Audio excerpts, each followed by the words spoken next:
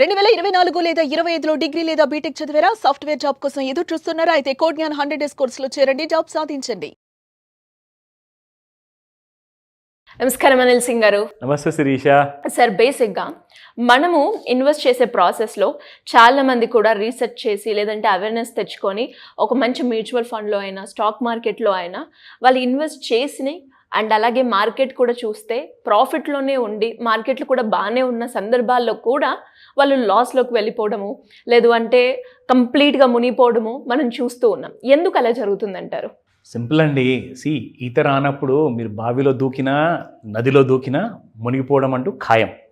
So ఏంటంటే basic knowledge అవసరం. ఇప్పుడు మనం ఒక క్రైసిస్లో ఉన్నాము, మనం మునిగిపోతున్నాం అని చెప్పి మనకు తెలిసినప్పుడు ఏం చేయాలి? మనం కాలు చేతులు ఆడాలన్నమాట. సో మన కాలు చేతులు ఆడకపోతే you cannot survive. It's as simple as that. ఈత రావాలి. అబ్సల్యూట్లీ. సో ఆ ఈత రావాలి అంటే ఏం చేయాలి? ఫస్ట్ నేర్చుకోవాలి.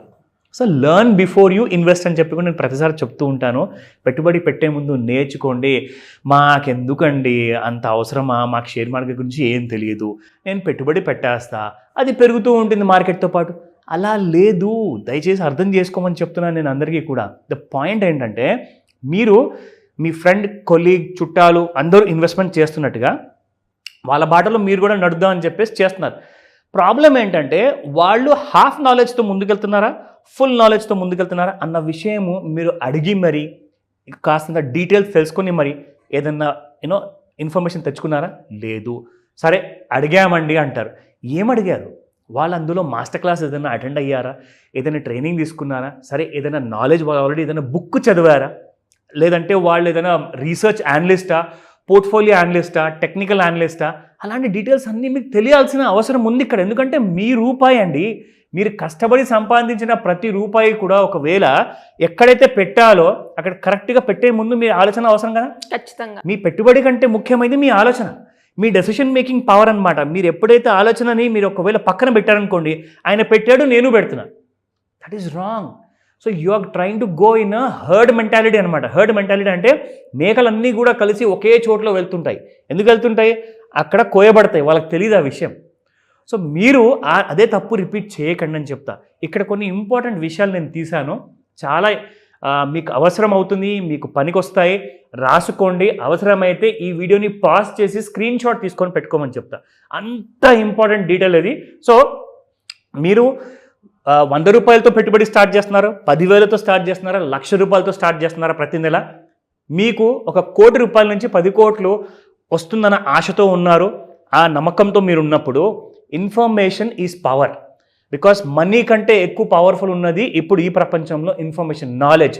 సో ఆ నాలెడ్జ్ తెచ్చుకోవడానికే నేను కొన్ని సీక్రెట్స్ రివీల్ చేయబోతున్నాను. సో నేను అంటున్నాను, పూర్తి ఫోకస్తో చూడండి.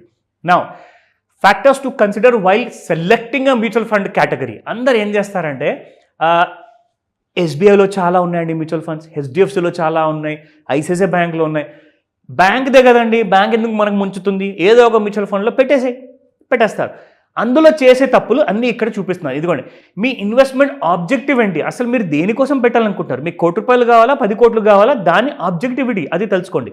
రెండోది టైం హొరైజన్. మీరు 5 సంవత్సరాల కోసం పెడుతున్నారా, 20 సంవత్సరాల కోసం పెడుతున్నారా, లేదా 30 సంవత్సరాల కోసం పెడుతున్నారా? ఆ హొరైజన్ చూసుకోండి. మూడోది రిస్క్ టాలరెన్స్. రేపటి రోజున మళ్ళీ పెద్ద వార్ జరిగింది, ఏదో ఒక నెగిటివ్ న్యూస్ వచ్చింది అనుకోండి, ఆ టైంలో మార్కెట్స్ మళ్ళీ కుప్పకూలుతాయి. లేదంటే ఈసారి COVID-2 వచ్చింది అనుకుంటాం, రాకూడదు దేవుడి దయ వల్ల. బట్ ఒకవేళ ఇలాంటిది ఏదో కొత్త రోగాలు వచ్చాయనుకుందాం, ప్రపంచం అందరు చనిపోతున్నారు, అలాంటి టైంలో మార్కెట్స్ ఏమవుతాయండి? బాగా పడిపోతాయి. మరి అలాంటప్పుడు మీరు వెయిట్ చేసి ఆ లాసెస్ని భరించి స్మార్ట్గా పోర్ట్ఫోలియో చర్నింగ్ ఎలా చేయాలి, నేను ఒక మ్యూచువల్ ఫండ్లో ఇరుక్కొని ఉన్నాను, ఇందులోంచి కాస్త లాస్ బుక్ చేసుకొని బయటకు వచ్చేసి ఇంకో కొత్త మ్యూచువల్ ఫండ్ కొనుక్కుంటాను అన్న ధైర్యం మీ దగ్గర ఉందా? ఆ రిస్క్ టాలరెన్స్ మీ దగ్గర ఉందా లేదా? అది మీరు తెలుసుకోండి. So basic 3 fundamentals. Now factors to consider while selecting a mutual fund scheme ఏంటంటే, ఈ performance against benchmark, performance against peers అంటే ఏంటి? ఇవన్నీ నేను తీసుకోకపోయే రెగ్యులర్గా మాస్టర్ క్లాస్లో ఇవన్నీ సబ్జెక్ట్స్ అనమాట. సో దాని మీద ఉన్న ఇంపార్టెంట్ పాయింట్స్ మీ అందరితో ఇవాళ షేర్ చేసుకుంటున్నాను శిరీష. సో పర్ఫార్మెన్స్ కన్సిస్టెన్సీ అండి, సింపుల్ అండి. ఇప్పుడు మీరు స్కూల్కి వెళ్తున్నారు, ఎల్కేజీ నుంచి 10th వరకు మీరు ఎన్ని ర్యాంకులు సాధించారు, ప్రతి సంవత్సరం ఎలా పాస్ అయ్యారు అన్నది మీకు తెలుస్తుంది కదా. అంటే నేను ఫస్ట్ క్లాస్లో ఉన్నప్పుడు ఏదో చిన్న మార్కులతో పాస్ అయ్యా, కానీ 10th క్లాస్లో మీరు మెరిట్ స్టూడెంట్గా పాస్ అయ్యారా?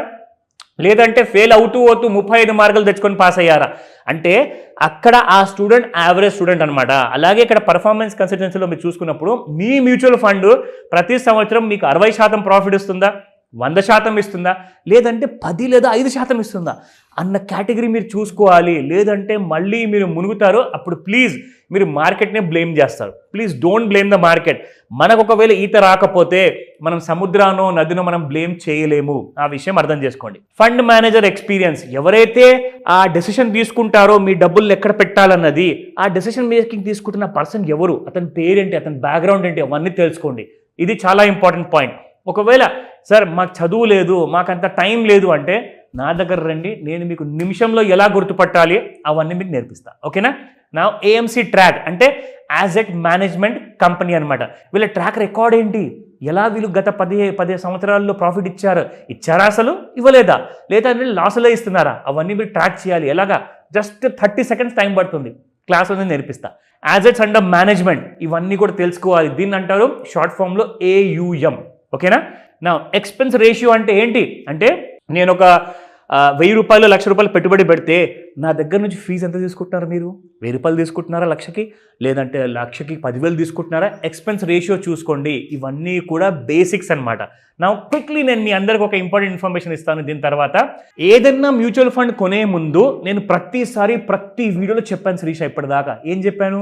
వాళ్ళ పోర్ట్ఫోలియోలో ఏ స్టాక్స్ కొంటున్నారు, ఏ స్టాక్స్ అమ్ముతున్నారు అన్న విషయం చూసుకోండి. ఇది టాప్ సెల్స్ అంటే వాళ్ళు ఏ కంపెనీలో అమ్మారు, వాళ్ళు టాప్ బైస్ అంటే ఏ కంపెనీస్ కొన్నారు వాళ్ళ పోర్ట్ఫోలియోలో. ఎందుకంటే ఆ మ్యూచువల్ ఫండ్లో మేనేజరు అలాంటి కంపెనీ షేర్స్ కొంటేనే మీకు కదా ప్రాఫిట్ వచ్చేది, అవునా? వాళ్ళు ఏదైనా తప్పుడు కంపెనీలు కొంటున్నారా అనేది మనకెలా తెలియాలి అంటే మీరు ఒక చార్ట్ సాఫ్ట్వేర్ ఉంటుంది, అందులో ఓపెన్ చేస్తే మీకు నిజాలన్నీ కూడా తెలుస్తాయి. సో ఇది పాయింట్ నెంబర్ 2. మూడోది, ఇది చాలా ఇంపార్టెంట్ విషయం అండి. గత 10 సంవత్సరాల నుంచి ఆ మేనేజర్ ఎవరైతే ఫండ్ మేనేజర్గా ఉన్నాడో అతను అనలిస్ట్గా లేదా మేనేజర్గా 10 సంవత్సరాలు పనిచేసి ఉండాలి అదే కంపెనీలో. అండ్ గత 5 ఏళ్ల నుంచి అతనే పోర్ట్ఫోలియో మేనేజర్ అయి ఉండాలి. ఇవన్నీ చాలా బేసిక్ అండి. ఇవన్నీ కూడా చిన్న పిల్లలు కూడా ఈజీగా గుర్తుపెట్టుకుంటారు ఇవన్నీ చెప్తే. మనమైతే పెద్దవాళ్ళం కదా, కొన్ని వేలల్లో లక్షల్లో మనం ఆదాయం సంపాదిస్తున్నాం మరి. సో అలాంటి విషయంలో ఉన్నప్పుడు మీరు ఇవన్నీ బేసిక్స్ తెలుసుకుంటేనే మాస్టర్ క్లాస్లో మీకు నేను జస్ట్ ఒక ఐడియా ఇస్తున్నాను. ఇక్కడ మాస్టర్ క్లాస్లో మీకు ఇంకా డీప్లో చెప్తాను. ఇకపోతే ఇది అన్నిటికంటే ఇంపార్టెంట్ ఏంటంటే మీరు ఫీజు పే చేయాల్సిందే. అది ఎంత పే చేస్తున్నారు ఎగ్జాక్ట్లీ? ఇన్వెస్ట్మెంట్ మేనేజ్మెంట్కి 0.60% ఇస్తున్నారు, ట్రైలింగ్ కమిషన్ 1% ఇస్తున్నారు, ఆపరేటింగ్ ఎక్స్పెన్సెస్ 0.10% ఇస్తున్నారు, ట్యాక్సెస్ చూసుకుంటే 0.19% ఇస్తున్నారు. టోటల్ కలుపుకుంటే 1.89%. అంటే మీరు ప్రతి 10 రూపాయలకి 2 రూపాయలు పే చేస్తే మీకు మిగిలేది 8 రూపాయలే. అంటే మీరు 1,00,000 రూపాయలు పెట్టుబడి పెట్టినప్పుడు మీకు 20,000 ఇవన్నీ ప్రతి నెల ప్రతి సంవత్సరం మీకు ట్యాక్స్ రూపంలో పోతుంటే మీరు ఏం సంపాదిస్తారండి? సో ఇవన్నీ ఎక్స్పెన్స్ రేషియోలో చూసుకుంటేనే మీకు తెలుస్తుంది ఎవరు తక్కువ ఛార్జ్ చేసి ఎక్కువ రాబడి ఇస్తున్నారో వాళ్ళ మ్యూచువల్ ఫండ్లోని ఇన్వెస్ట్మెంట్ చేయండి, లేదా ఈటీఎఫ్లో పెట్టండి. లేదంటారా మ్యూచువల్ ఫండ్ పోర్ట్ఫోలియోలో ఉన్న స్టాక్లో డైరెక్ట్గా మీరే పెట్టుబడి పెట్టండి.